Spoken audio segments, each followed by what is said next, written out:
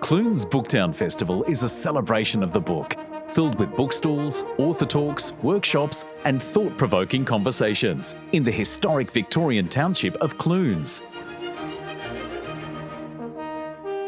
I'd just like to acknowledge that Creative Clunes Booktown is taking place on the unceded lands of the Dja Dja Wurrung people.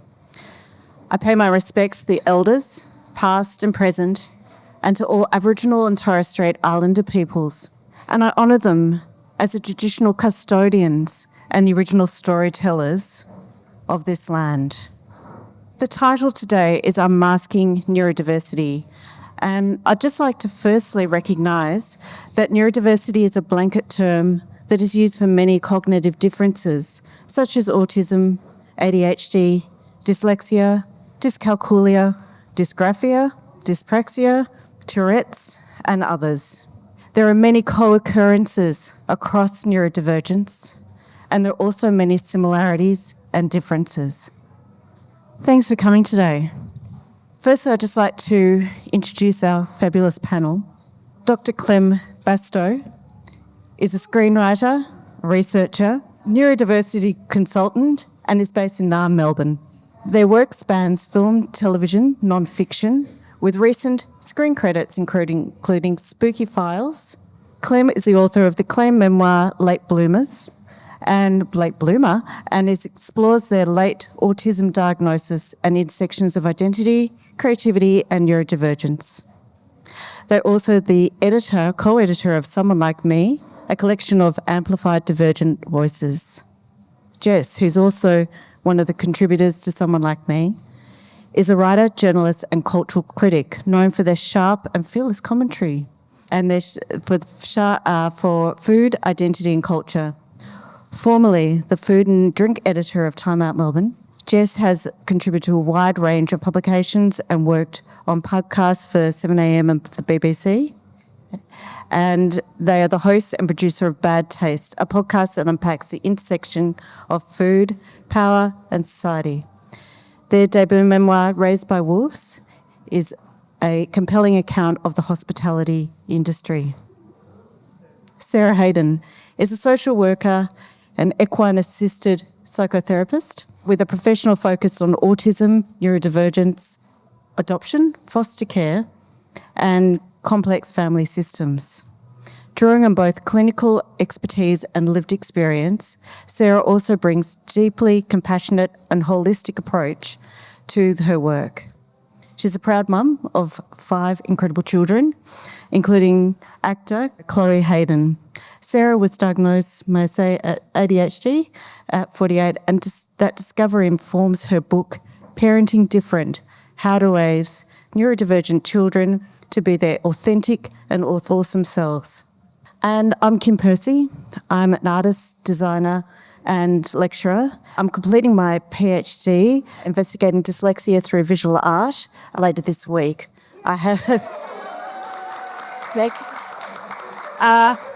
my exhibition opens at the Post Office Gallery in Ballarat on Friday. I'm also probably breaking stereotypes as a dyslexic at a writers' festival. So one of the things I'd like to talk about or ask the panel about is, how do you personally relate to the concept of neurodiversity, and what are some common stereotypes that you encounter as a neurodivergent writer? Can you read that question again? I have ADHD. So how do you personally relate to neurodiversity, and what stereotypes do you find come across as a writer? So just talking about your stereotypes. So for me, obviously, as you said, I have ADHD, something that I discovered when my own daughter Chloe was diagnosed ADHD. For me, I see my brain as not deficient but different, and as beautiful, not broken. I think some of the stereotypes are, and some of them are absolutely correct as somebody with ADHD, is that we are disorganised and scattered and have always got a million things on the go, and we'll say we're going to do something and we don't finish it. So I think for me as a writer, when Murdoch approached me to write the book and I sort of told only a couple of people, it was almost a bit of a eye roll, like, here we go again.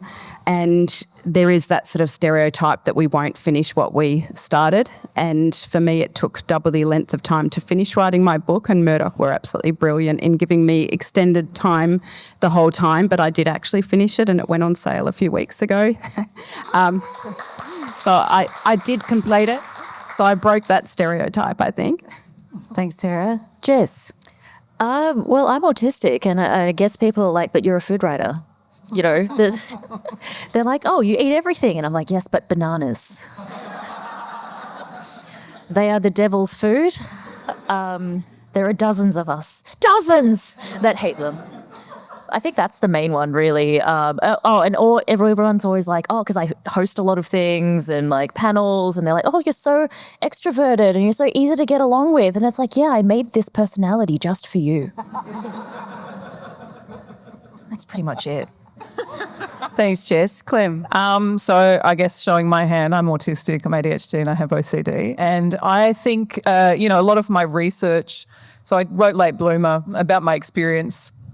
For me, Late Bloomer was, ironically, because it's officially a memoir, I didn't really want to write one, but it was a way to use my experiences to kind of, I think, illuminate aspects of the autistic experience that people maybe wanted to know more about or didn't understand. You know, it's a very clinicalised way of being in the world. So it was sort of looking at some of those terms that people might hear and think, what does that mean? You know, and then using my experience as that to give that greater context. But in my research, I have basically looked at the ways in which autistic writing can be observed to be wrong, or deficient according to the kind of dominant paradigms of good writing. So one of the things that Joe and I did or really wanted to do with someone like me was to sort of open the doors to people to write autistically, whatever that looked like for them. So for some people that looked like a beautifully put together, literary nonfiction essay. But for others it meant, two streams of consciousness happening at the same time, or, typographic kind of representations of autistic thought processes, which was really important. I think that sort of maybe answers your question. I mean, I get the similar stuff to Jess. Oh, but I've seen you talk on a panel, or, you do a radio show. And I guess what they don't see is the lead up to that is me in the blanket, not talking to prepare for being able to talk for an hour. So, yeah, that's always something to keep in mind. But, yeah, I think there's a lot of stereotypes. And sometimes, we're not even aware of them ourselves until we kind of start to unpack those things and unmask, which is a continuing process. Thanks, Clem.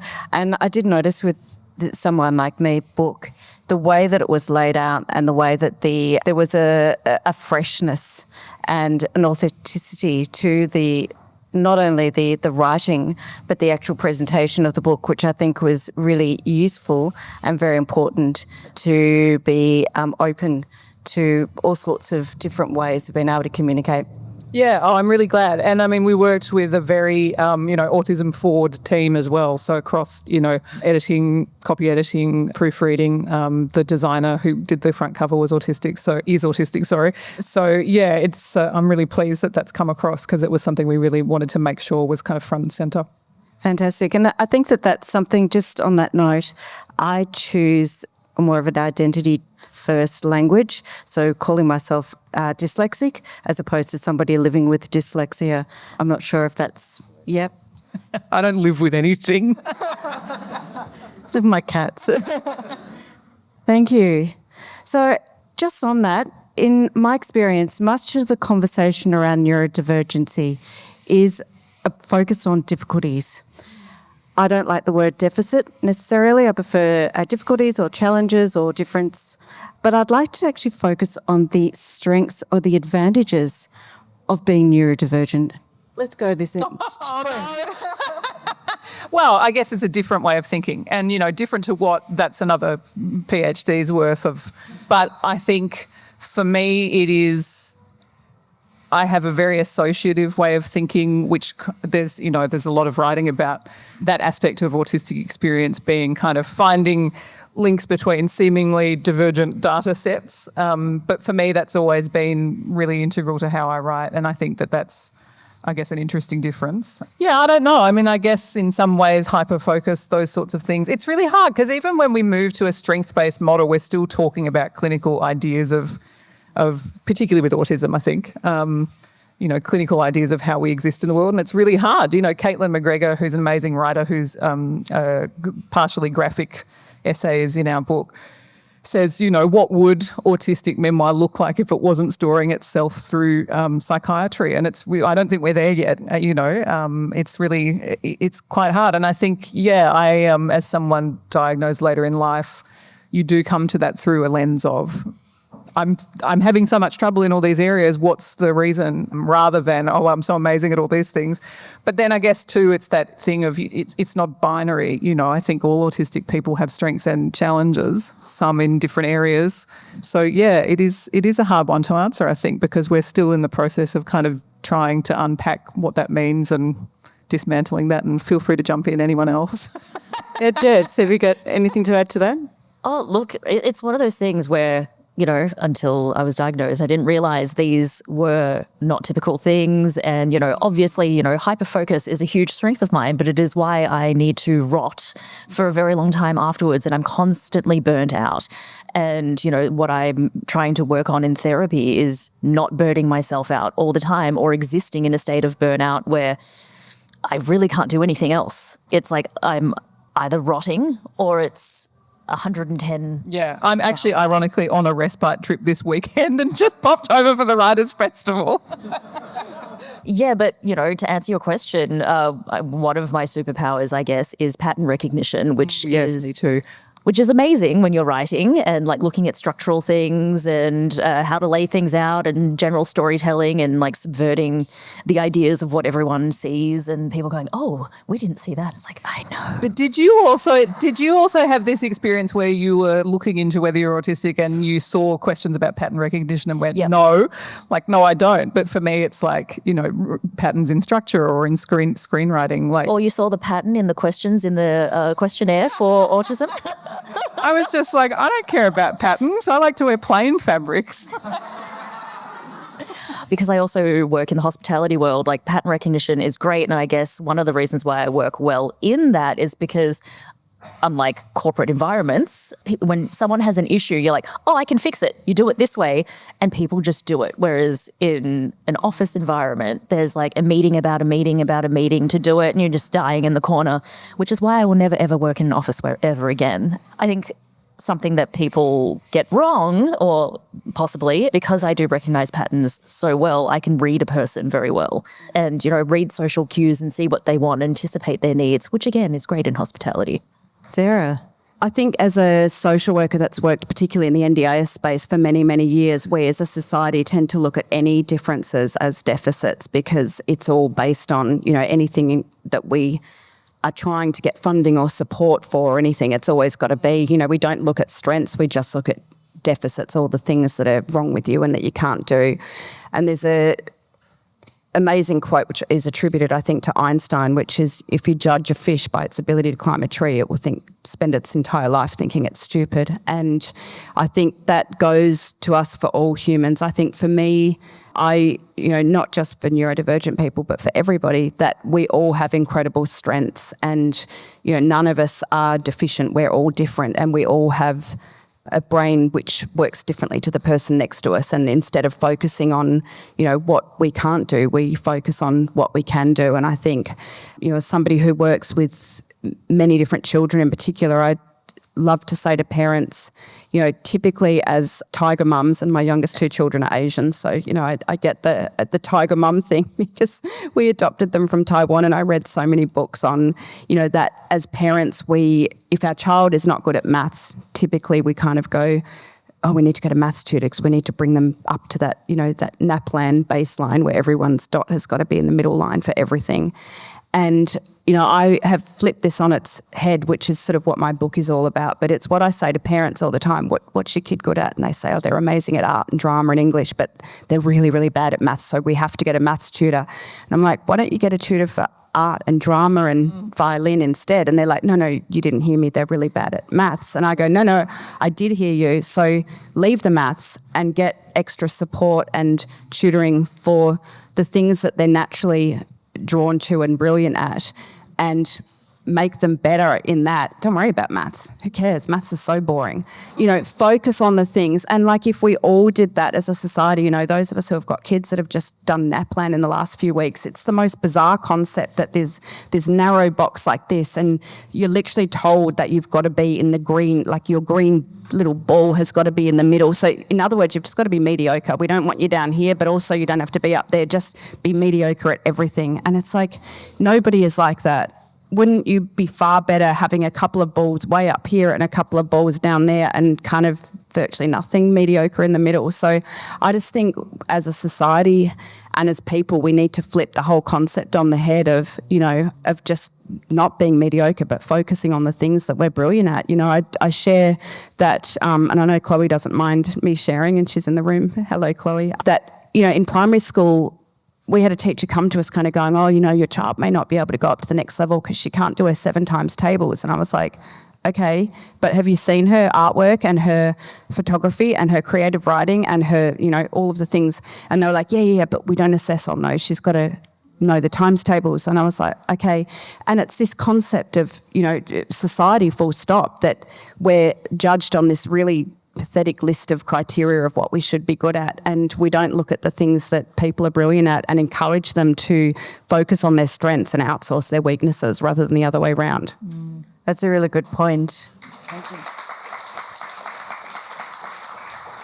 And I think that that's something that neurodivergence and the pattern recognition is something that I'm also tune into. But this notion of a spiky profile. So often neurodivergent people have this, instead of having a sort of a nice sort of bell curve through their skills, it is often this kind of really great at some things, really not so great at other things. And that's one of the things that looking at with neurodivergent people is this spiky profile. So leading on, disclosure. I think that we're all late diagnosis as adults, and I think it's a really complex and personal decision. We've obviously all disclosed that we're neurodivergent. What factors do you think come into play when thinking about disclosing your neurodivergence? Jess, I might start with you. See, I work as a freelancer, so it really doesn't matter. I cherry pick things and people know how I work. And a lot of the time as a freelancer, people choose me because I will file early. I'll get things like organized in a particular way. They don't want to know how it happens. They don't care. Yeah, so it doesn't really affect them. And then they find out down the track and they're like, oh, so can we tell everyone that we've hired you for diversity? And yeah, it's quite strange because at the same time, I will do things for particular festivals and people are like, oh, I didn't know you were autistic. And I'm like, I don't wear a badge. But it's just that, it's that thing where there's a stereotype and you don't fit it and it's strange and you just, if people know, they know. And if they don't, they'll find out later. Or you publish a memoir about it and then you can't get away from it. I don't know, it's hard. I think there are levels of disclosure and, it's something I've worked through with a lot of my support people is what environments is it safe or relevant to say I'm autistic and have anyone understand what that means? So sort of thinking about what your needs are. I teach and often with students it's more useful for them to say this is what I need, and so I kind of learn from younger people a lot of the time in that sense of self-advocacy, but it can be very hard, I think, when you come to it later in life. And I think there is still a lot of misunderstandings and sort of half understandings, particularly around autism and what those needs can look like. So that is, in some ways, I'm super out as an autistic person, but also I do still find that I'll do events and there's no kind of support given in terms of, helping me find my way around it, all the kind of things that are really necessary as an autistic person. So we are at this, I think, inflection point where there's a lot of interest in neurodiversity as a movement. but less specifics around what that looks like and how to support people under that umbrella. And also that use of neurodiversity as a kind of euphemism. So sometimes you will see governments particularly talk a lot about neurodiversity when you know what they're talking about is actually autism. And I think that that's not helpful. Like I think, and it could be an autistic thing, you know, it's really specific, so really useful. But it is hard to advocate under a kind of umbrella of a generalism, because that looks, you know, it's obviously different person to person, but there are kind of broadly things that you can do to support autistic people that are useful.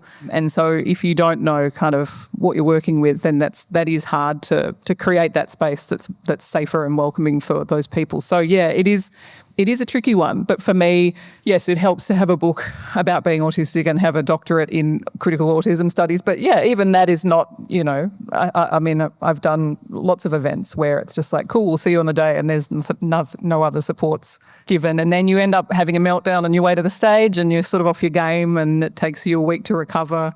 So yeah, it is a tricky one. But I think it's that constant process of sort of self-advocating, but also advocating more broadly and saying, rather than just saying I'm autistic, saying I'm autistic and because of that, you know, I have these needs, or even not mentioning autism sometimes, just saying I've got sensory sensitivities and, you know, this situation is not going to be good for me. But yeah, it is a hard one. Yeah, I think that, just with the notion of one size fits all, you know, I've often sort of been in a situation where it's like, oh, look, we've really dealt with neurodiversity, we've dimmed the lights. And I go, well, that doesn't help me as a dyslexic. I can't then see what I'm looking at. So, you know, I think that we do have somewhere to go. So, Sarah, jump in. I think we're definitely seeing a shift. I think thanks to people like Quinny and Heartbreak High and other people coming forward, you know, that Mia Friedman and Celeste Barber and Em Rosciano and, you know, successful, powerful women who have got voices who are coming forward to talk about their, in particular, late diagnoses and people sort of breaking those stereotypes. We are absolutely starting to see a shift of it not being, you know, a negative. And I remember years ago I was doing a conference with Chloe, an educational conference on neurodiversity, and we often get a lot of allied health professionals and people, and I had a psychologist come up to me at the end of it and she said, oh, you know, I don't know what to do about disclosing. She was a very successful psychologist working in a large clinic in Melbourne, and she said, you know, I'm autistic and ADHD and I don't know, you know, what's your advice? Do you think that I should disclose? And I said, why would you not? And she said, I'm so afraid of working in this space with other allied health professionals, and in particular their main clinic specialty was in, you know, neurodivergent people. And I said to her, what are you worried about? And she said, I'm worried that people will look at me and go, well, if you're autistic, you can't be helping autistic people. And so we spoke about flipping that on its head and actually saying, you know, no, like make it as a positive and a selling point for yourself. Anyway, she contacted me not long after to say that she'd actually ended up leaving the clinic and setting up a specific neurodivergent clinic as a neurodivergent psychologist, and that she had a wait list so long that she couldn't keep up and had to bring on other neurodivergent professionals. And for me as a social worker, you know, it's really exciting because clients that come to me know, you know, like the kids will say to me, oh, did you know that I'm ADHD? And I go, oh, that's so cool, so am I. And you can see them kind of going, oh my goodness, that's so cool. And I know for me, I could fill 24 hours in a day of seeing clients who want to come and see me because I've got that, you know, not just parental experience, but more importantly, personal experience as well as the professional background. And, you know, I'm noticing more and more in the professional allied health space is that more people are advertising, you know, we're a clinic of OTs and we are all, it used to be neuroaffirming was nice, but now it's even better to be, you know, I am personally. And that's so exciting because that just wasn't something that happened. And, you know, in addition to the other things that you were saying about me at the start, a lot of people don't know that I'm also the Mayor of Golden Plains Shire, which don't even ask me how that happened, but apparently it did. A few months ago I became the Mayor. And hashtag ADHD. It's fabulous.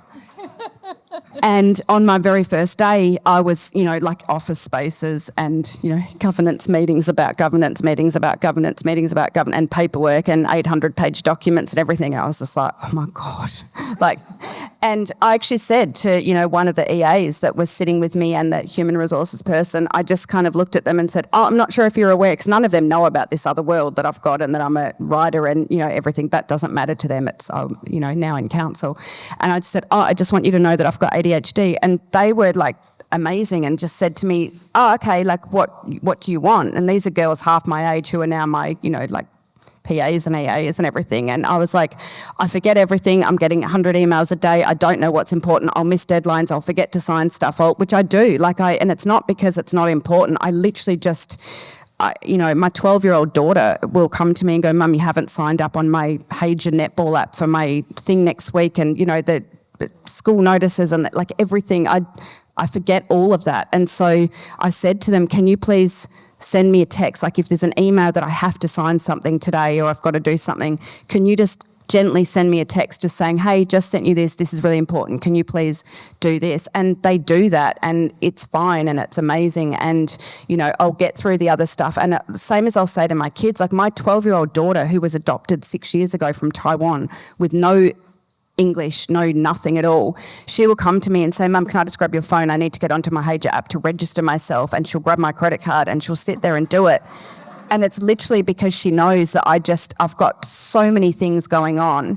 And, yes, I can write a book and I can do all of these amazing things, but I just forget those day-to-day signing of the parent forms and all of that sort of stuff. And so I now realise, I look back on my life and go, I'm scattered and I'm forgetful and I'm, looks right back through my childhood at all of those things that I missed. But I realise, my brain is not broken. It is brilliant and beautiful, but I need support. And I now know as somebody who is diagnosed neurodivergent what those things are to help me to function better and be a better person and do the things that I am awesome and sparkly and really good at. And those things, whether it's my 12-year-old child or an EA to go, can you please help me do this? There's my phone, you do it. I don't have to do everything. And I think that we could probably talk about accommodations and what is needed in great detail, but we probably don't have enough time to go there. So let's just move on. One of the things that I'm really interested in is this notion of masking, and it's come up in conversation a few times. Masking, it seems to be something that is sort of across neurodivergence. It has been called passing. There's for dyslexics, because people in dyslexia often pass on opportunities so they don't get shown up or caught out. But I still think the notion of masking is still really relevant. Clem, would you like to speak about masking? I don't think I'm very good at it. I mean, I think there is, I don't know, it's really hard. You kind of, as somebody in this space, you are sort of damned either way. Because if I show up in what I actually want to wear, which is my big awful autism t-shirt and my tracksuit pants, then I'm, letting the team down. But if I dress up nicely and, put on a show for an hour, which I love to do because I'm a huge show off, then you get into this sort of false dichotomy of, but you can't be autistic because, Schrodinger's person who can't do that. When the reality is I can't do this yesterday, it's an interesting one. I think, coming to that self-knowledge as an autistic person later in life, it is a process of unmasking that continues probably forever. And so you get to a point where you think you've done a really great job and you're now living fully authentically, and then you realise there's all these other... People talk about it like an onion, that you're just constantly peeling things back. And for me, that involved actually learning that I was more autistic than I was initially led to believe. So, I'm now an NDIS participant. I really am. I have significant support needs. And I think it's really hard because I don't like to go into conversations saying, but, I've got all of this support, because you get put on the spot where it's this bad faith conversation. And there has been a few in the public eye the last couple of weeks, because there was a video that was released, which was an open letter about parenting neurodivergent kids. And a lot of autistic people said, this has not made us feel great. And the pushback was incredible. And I'm still getting revolting messages from people who are parents, of autistic kids who seem to, I don't know, have a very kind of limited view of, I guess, Sarah, it's like what you were talking about. It's very deficit focused. And, you're not going to get into it in the comments on Instagram, but I often think, I bet that kid's got some real strengths. And maybe that strength is just they're crazy about Thomas the Tank Engine, and that's worth celebrating and helping that blossom. And yeah, there's a lot of, again, irony alert, as a writer and somebody who speaks in public, there's a lot of emphasis put on spoken language, which is bad. All autistic people have intentional communication, but that's not necessarily the spoken word. But yeah, it is. I can't even remember what the question was because now I've gone off into the weeds. You do fine. Yeah. So I think it is an interesting idea. And I think there's levels of masking too. There's, now I think when I come to an event like this, I'm masking to an extent, but I'm probably much more me than I used to be. But then, there's probably another more authentic me, which I haven't gotten to yet and maybe won't. It's always hard to say later in life. Jess? Thanks. Well, who am I? Who am I really? No, I'm constantly masking. It's something that I'm working on. And yes, as you say, there are levels of who you mask with. I, will do an event like this. I did a talk yesterday and, went back to the accommodation and just sat in the dark until I had to come back here today. But that's the reality of doing things like this and having the jobs that I have. Over summer, I worked at a restaurant just to fill the time. And then, at the end of every service, everyone was like, come out and have drinks with us. I was like, no. Absolutely not. I will not be socializing with any of you and none of you will get to know me. It's like there's work me and there's real me, and I don't even know who real me is, so good luck with that. And it's really difficult. And then at the same time, I have friends that I can, not really mask that much with and, not necessarily energize me, but they don't take away from me. And I think that's really important. And a neutral third space. Yeah, and I think, I'm very early in my journey of, I guess, trying to figure out how to navigate the world in a better way. And the lens that I have going through it now is, are you contributing to my peace? Are you taking away from it? Or are you helping me maintain it? And let's just say it cut a lot of people out of my life. Yeah, me too. Yeah, I think that's really interesting. I mean, when you say your peace, so people who contribute to help you through life, or people who you feel are sucking you dry, is that the kind of... Yeah, 100%. And, I think a lot of people also don't realize how much it takes to just show up in the world.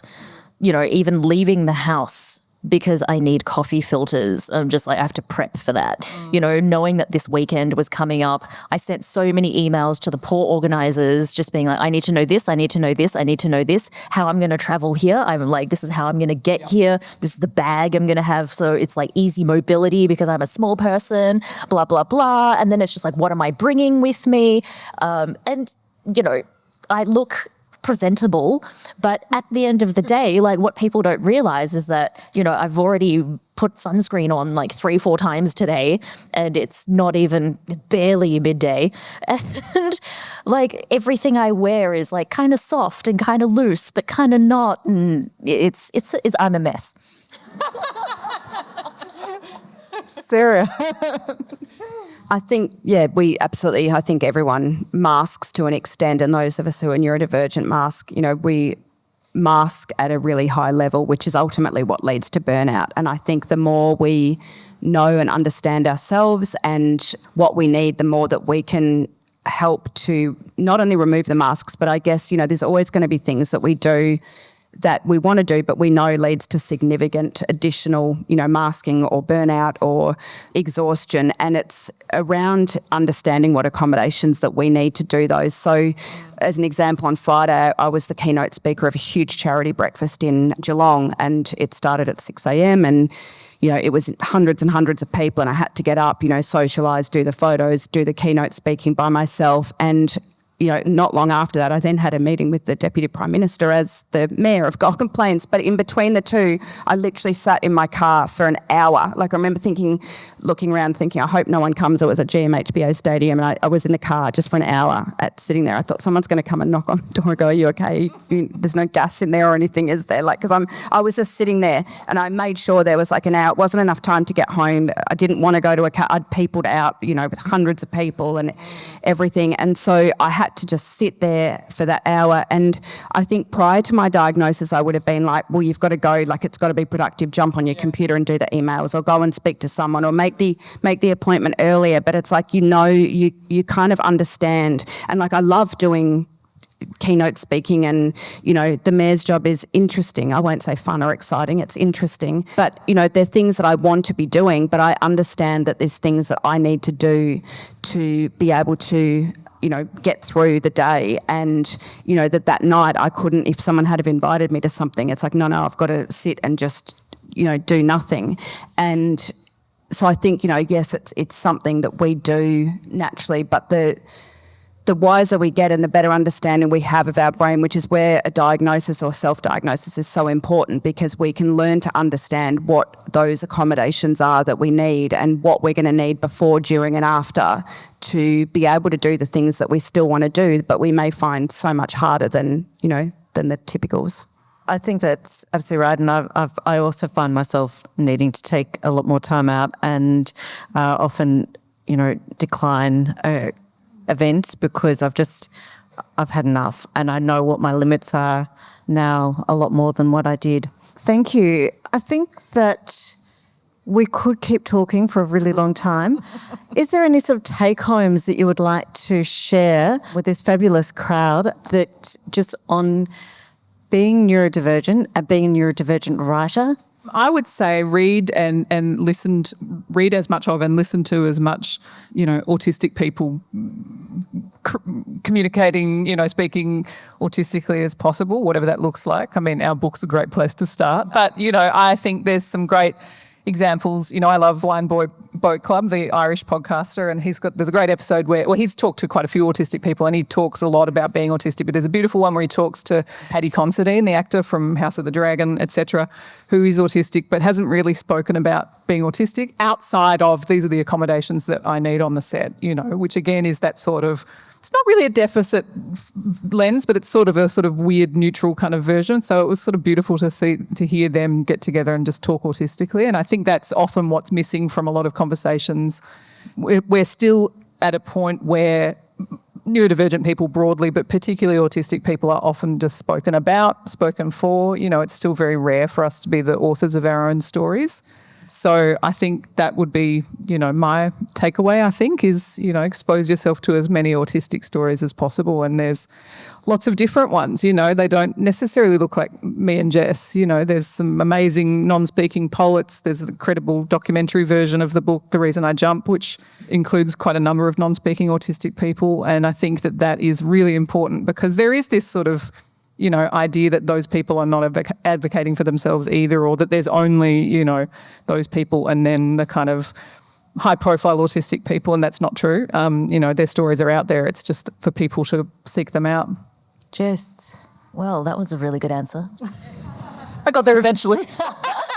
No, look, I agree with everything that Clem said, but I think as well in real life you need to, I guess, be more open around with the people in your life so they do know that you're autistic. And I think what people don't see in hospitality, and I keep going back to it because everyone's like, it's such a social job, it's such a this.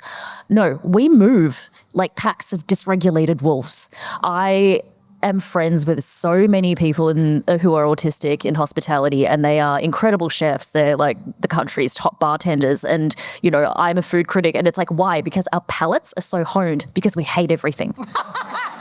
It's like we are so specific about how we want things to taste and look and see and be presented. And it's like, I guess that's a superpower, but it also makes us melt down. And then we all get together and we're like, oh, we should do an event together. It's like, no, we'll kill each other. Because we're all control freaks. No, because we want things to be a particular way. And, I think that is a brilliant thing. And it's nice to see how we all work, because there are times where we look at our processes and we're like, oh, that's a good one. So I guess we help each other in that sense. Also, Jess and I wrote a piece together last year, which was very fun, where we wrote about chicken nuggets. Because I was like, because I said, we never you never get an opportunity to kind of advocate for, the autistic palate, I guess. It's seen, again, it's another deficit thing. Dinosaur nuggets. Well, we talked about this. It was I would say Jess's nugget palette was a bit more varied than mine. Well, it's very funny that you bring this up because I do a column for The Guardian called Taste Test, and it's like where you get like 10 of the same product from different brands and you compare them, and let's just say it's very easy for me to do. And I usually do it on my own, whereas the other people who write the column, they have groups of 10, and I'm like, why do you need 10 people for this? Don't you have your own palette? Like, what's going on here? It's like I have very strong opinions. And I even break it down to like the percentage of, a present ingredient. And then the editors are like, you can't write this, it's too nerdy. And I'm like, what do you want then? But we can tell. My favourite microwave cheeseburger, which I have been eating since 1996, recently increased the amount of cinnamon in the tomato relish. And I'll eat it, but, it's not the same. Like, we know. And, when it is blind, for example, I did corn chips recently and I was just like, yeah, this one's this one's this one's too thick, this should be this, and blah, blah, blah. And the photographer that was there with me is like, I never considered this, but you're correct on all these points. Sarah. I think on the back of what Jess said, I honestly believe that if you look at the top people in every field across the world, the top surgeons, the top artists, the top actors, the top singers, I honestly believe that everyone at the top of their field, not just in, Silicon Valley, but across the board, most likely neurodivergent, because the neurodivergent people have got, the passion, the hyper-focus, the creativity, the ability to see outside the box, the understanding of just doing things differently and having that creativity to do so. And, I think by understanding and accepting, as I said, that our brains, they're not broken, they're not deficit, they're just different, but that they are brilliant and beautiful. And, I love using the word neurosparkly instead of neurospicy because I see neurodivergent brains are so sparkly. And, I say to all the kids I work with, your brains are like, other people's brains are like that gross, like blood kind of purple, but yours are like, I tell them that they're full of rainbows and glitters and like they believe me, we draw them and I say, if you could see inside your brain, this is what it looks like. And they actually believe it. And I believe it. I think that, there's just a level of creativity and passion that you just don't get in neurotypical people, which is what makes, it's that hyper focus of if we can focus on those things, it's what is going to make those children the brilliant people of the future. One of the little girls I work with who is mostly nonverbal she's 8 years old and she's been obsessed with clouds since she could talk. And one of the things that her parents brought her to me about was that she's so ostracised at school because she can't talk about anything except, and in my equine therapy sessions with her, she would literally be looking at the clouds going, that's like she doesn't talk unless that's a cumulus, and then she'd tell me everything about that's a combula, whatever it is. And like the parents were like, see what I mean? Like the other kids are like, and I'm like, no, this is awesome. This kid is going to be like the best meteorologist. And there's like, I looked it up with her on Facebook and Instagram. There's actual groups for people who are, there's a name for people who are cloud, somebody just said it. There's a cloud person in the room. There's a name for like cloud. Probably a few. Yeah, but like it's a thing, and and I've been able to flip this on the head with the people, going, no, like get her, buy her the books and get her the weather channels and get her like this kid. You keep her on that path. I guarantee that she is going to be one of the world leaders in clouds and weather and stuff. It's like, oh my God, that's incredible. Do you know what's, can I just quickly jump in? Associative brain. It's really interesting. I think it was 1988, Rain Man came out, but so did The Boy Who Could Fly. And I always like to tell people to go back and watch The Boy Who Could Fly again, because that's basically exactly what you're talking about, Sarah. And there were these two kind of, I wouldn't say The Boy Who Could Fly was huge, but two very prominent films about autism. And it's really interesting that the Rain Man model, which is this person needs to be put in a, facility for the rest of his life and he actually can't exist in the real world, was the one that really took off. Whereas The Boy Who Could Fly, just to give you a brief overview, is about a boy who can fly, but he's also autistic. So he can't fly because he's autistic. He's neurodivergent. But there's a really beautiful sequence where the young girl who's the protagonist of the film is sort of linked up with him because, he's not talking to anyone at school and he's, so isolated. And initially she tries to make him talk and it's like, she's doing all these drills with him, and then she's writing about this in her diary, and then she just says, She just kind of throws it out and it's like, I'm going to hang out with him on his level. And all they start doing is like talking about planes, looking at videos of planes, like making paper planes. And of course he comes out of his shell and it's beautiful. Like, I think I wish that there was more of that attitude. And I think, you know, obviously Sarah's book is going to go a huge way towards that. But, you know, that would be the big takeaway, is let's move towards that model of neuroaffirming care. Yeah. I totally agree. And before we end, I know that there's going to be a lot of people out there who've got amazing stories. But if anyone's got a question for our panel, we don't have a microphone, but if you're able to yell, I've got one here. Can we share a microphone? Firstly, I wanted to say this before I realised Chloe was in the room, but I've just got to say, like, Quinn as a character in Heartbreak High seriously changed my life. We love Quinny. And, like, opened my heart to how I see myself and so many of my neurodivergent friends. And seriously, like, I sobbed through so many scenes with Quinn, especially in season 2. I just want to say, like, a general thank you. I guess I wanted to ask, like, all of you, I feel like there's a tug of war with neurodiversity between the good parts of psychology and the bad sort of pathologizing parts of psychology. Like, I'm medicated for my ADHD. If I didn't take medication, I wouldn't have my shit together well enough to be at Clunes with a stall selling my book, right? But I also feel like there's a lot of pressure and that sort of like deficit focused attitudes in the clinical side of everything, because it's always like, okay, we can fix this problem with a medication or with a behavioral therapy treatment. How do you balance, and I guess in fiction and non-fiction, how do you balance portraying like the actually helpful parts of the science of neurodiversity without over pathologizing and like allowing space for views of neurodiversity that are outside of the clinical diagnoses? Great, thank you. Who would like to answer that? It's really hard. Yeah, I don't know. I mean, I guess with someone like me, it was a really interesting process because we asked we went out to a general call, and we also had a few writers who we commissioned, but everybody got the same broad brief, which was write about how autism has manifested in your life. I think that was essentially what we said. And so for some people that was, yes, speaking to some of those issues. And for others, you know, I love Jess's essay in particular because Jess just talks about their in-flight beauty routine. So it's sort of autistic in form and nature rather than necessarily saying I choose this face mask because of XYZ autistic experience, which I thought was really powerful. So I think in some ways affirming those, you know, for me, it's all about what Bev Harp, who's an autistic writer, calls like language partitioning. So too many commas, brackets, huge paragraphs, like kind of embodying those autistic experiences through the writing process without necessarily talking about it. But it's still hard. I feel like I'm still kind of having to sprinkle through explaining this thing, or this is the kind of, you know, dominant idea of the thing that I'm about to talk about. But yeah, with my piece, it was just like, I'm going to info dump at you. And I'll acknowledge that initially, but then not bring it up again. So yeah, I think it's a process, but I don't know if anybody else wants to jump in. So I guess this is going to be like this is my diagnosis story. So when I wrote my book, I wasn't diagnosed yet, blah, blah, blah. My sister has 3 children and had them all assessed. And every time she took one for an assessment, she was like, this is Jess. This is Jess. Oh, my God. And as a supportive sister, she read my book and she read all the interviews I did. And she also is a child play therapist now. She would send me screen caps of my interviews with bits highlighted, and she would say, this is an advertisement for autism.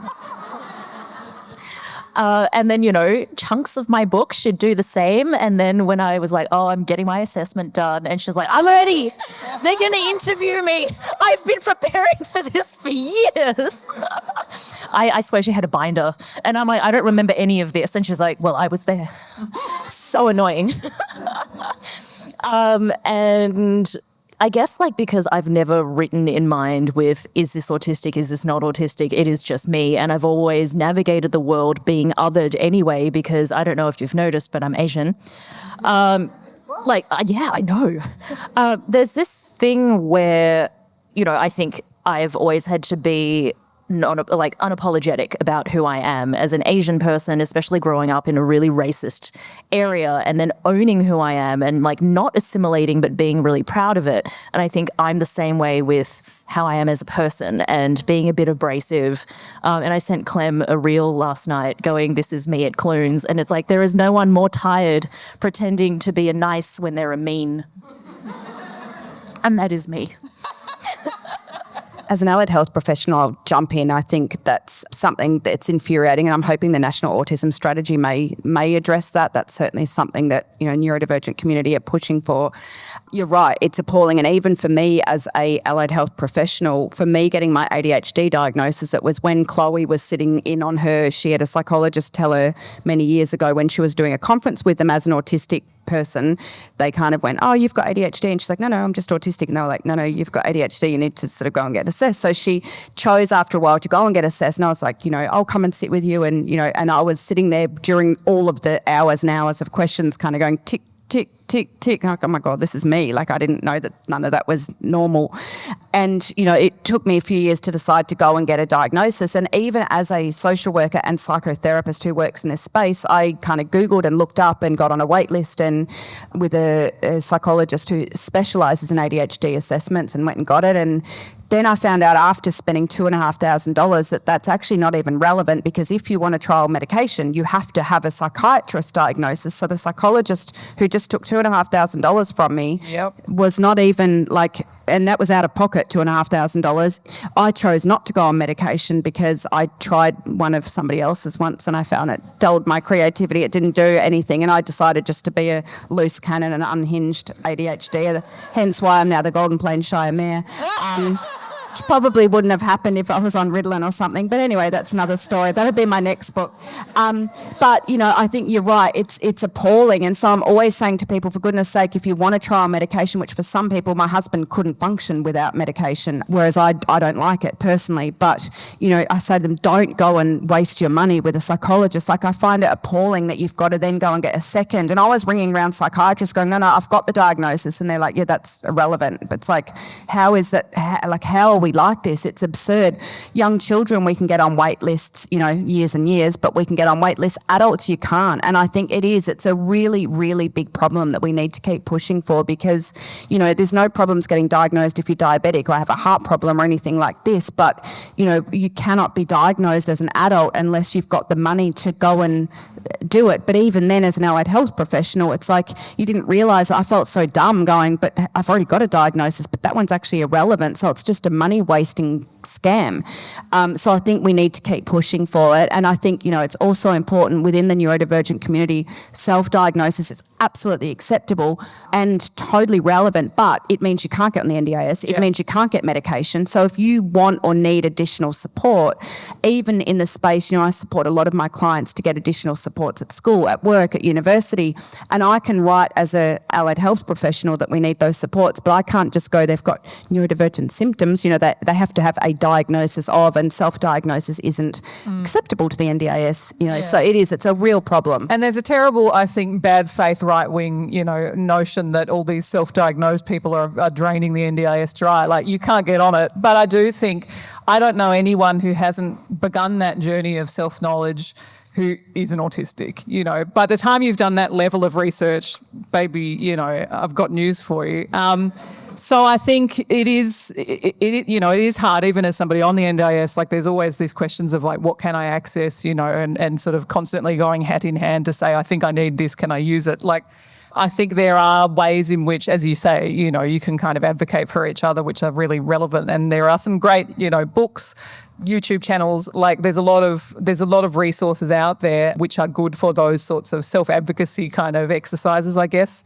But yeah, in terms of accessing the actual supports, I mean, it is really hard with a diagnosis, an official, you know, the license. But like, as Sarah said, like I for me, it was just like winning Tats Lotto. You know, at the time I was employed, which is really uncommon. Autistic people are more unemployed than people with than other disabilities, and of course much more unemployed than, you know, non-disabled people.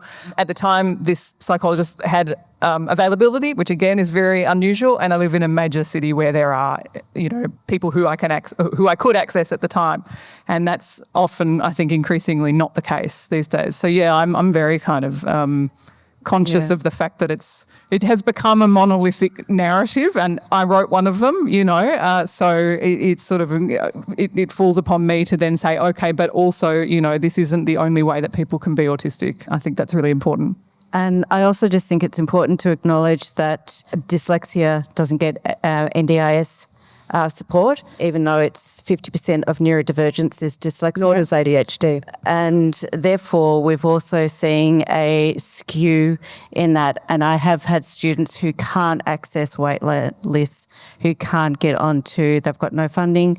And we end up in this situation where they get further and further behind because there isn't the support, and the university will not accept a self-diagnosis. You've got to have an official diagnosis, and these students just end up being, dropping out. So I think it is something we need to look at. I would say, just quickly, as somebody who teaches at university, it is great if you have an academic adjustment plan, but if you don't because you can't get one, talk to you. If you feel like it is safe to talk to your tutor, then say to them, listen, these are the supports that I need, and can we do that? And for me, that's often, it might be sending the slides out early, printing them out. There are people who are there to help you, but sometimes, unfortunately, you have to go through those sort of different avenues. I was going to say the same, and I know we're out of time, but just quickly, don't be afraid. I think a lot of people are like, but I haven't officially been diagnosed. As you said, everyone can diagnose themselves now online. You've got every single resource that the psychologists and psychiatrists use, whether it's dyslexia, ADHD, autism. If you believe that you are, absolutely self-advocate. And as you said, all of the tools are online. Make those adjustments. Don't feel like an imposter to make those adjustments for yourself, and come up with a list. Hopefully you might get someone who doesn't ask for the official. Obviously at the NDIS you will, because they're assholes. But you said it, not me. Schools and universities and stuff, you can absolutely go there for you or your child. My child has ADHD. My child is autistic. I am autistic. I need these things, and they shouldn't have to request formal things, but you can still be asking for those additional resources and support that are going to help you. Well, thank you on that note. I'm going to close it up there. It's very hot in here. Clem, Jess, Sarah, thank you for just being brilliant. Audience, wonderful. Thank you for all coming along. It's been really wonderful seeing you all. So enjoy Booktown, and we'll be here. Clunes Booktown Festival is presented by Creative Clunes. Tax-deductible donations to keep our stories alive can be made at creativeclunes.org.au. This podcast has been made possible due to the generous support of the Hugh Williamson Foundation.